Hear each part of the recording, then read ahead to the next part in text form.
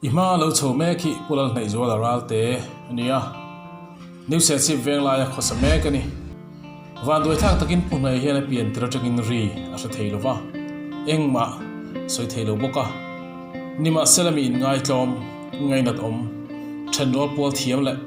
kut them thiam tak mai ni bok ar chunga mobile phone khoi me khi atu paduat ania abo wang na thut thleng moi dak zai mai so punaya kut chuak tam tak zinga pakhat chu ani anin chungi han thir kwalila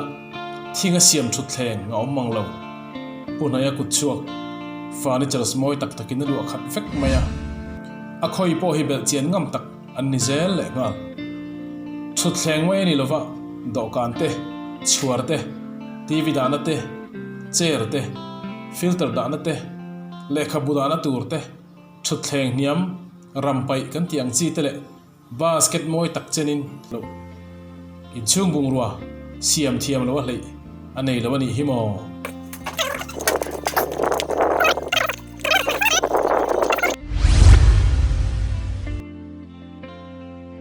hetiang talen lutak hi anei ani ti hai chu sak tu ta chu social welfare department dei ania kumsang ni le palia vocational training center se chi pa anon hon tuma kum over to chunga antel tir ve atanga ronin tan kha ani heng aman ruate hi khola tak tak atanga an cha khom te ania afaten amamo piang te hi an ngai tu sak zel thin an thote ka en pui hian mitai ma do thaile tumru tak tan lo chuan nani nom tak ani theyang ma seng pun nei hero hi chuan ni tin lim takin a in hnuai lam hi apana ama bak te nuam ti takin a thok mol mo thei zel mai nia pangai sa nom takani